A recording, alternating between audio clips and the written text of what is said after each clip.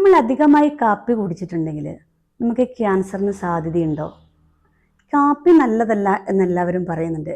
പക്ഷെങ്കിൽ നമ്മൾ കുറച്ച് കാപ്പിയൊക്കെ കുടിച്ചിട്ടുണ്ടെങ്കിൽ, നമ്മൾ ഒരു ദിവസം 1-2 കപ്പ് കാപ്പി കുടിച്ചിട്ടുണ്ടെങ്കിൽ ആ കാപ്പിയിൽ നമ്മൾ എന്തൊക്കെ ആഡ് ചെയ്യുന്നു? കാരണം നമ്മൾ മധുരം ആഡ് ചെയ്യേണ്ട, അല്ലെങ്കിൽ നമ്മൾ പാൽ ആഡ് ചെയ്യേണ്ട. നമ്മൾ 2 കപ്പ് കാപ്പിയൊക്കെ ഒരു ദിവസം കുടിച്ചിട്ടുണ്ട്, അല്ലെങ്കിൽ 1 കപ്പ് കാപ്പി കുടിച്ചിട്ടുണ്ടെങ്കിലും നമ്മൾക്ക് പ്രത്യേകിച്ച് വലിയ പ്രശ്നങ്ങളൊന്നും വരില്ല. കാരണം കഫീൻ എന്നുള്ളൊരു സംഭവം നമ്മൾ നെഗറ്റീവായിട്ട് നമ്മൾ ചിന്തിക്കുന്നുണ്ട്. പക്ഷെ അതിനേക്കാളും ഈ കാപ്പിയിലൊക്കെ ഒത്തിരി ഗുണങ്ങളും ഉണ്ട്.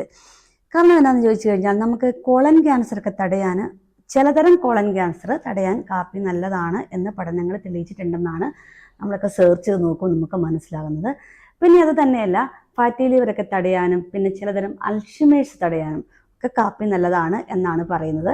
പക്ഷേ അമിതമായ കാപ്പി കൂടി എപ്പോഴും നമുക്ക് നല്ലതല്ല, അതിനെക്കുറിച്ച് പ്രോത്സാഹിപ്പിക്കുന്നുമില്ല.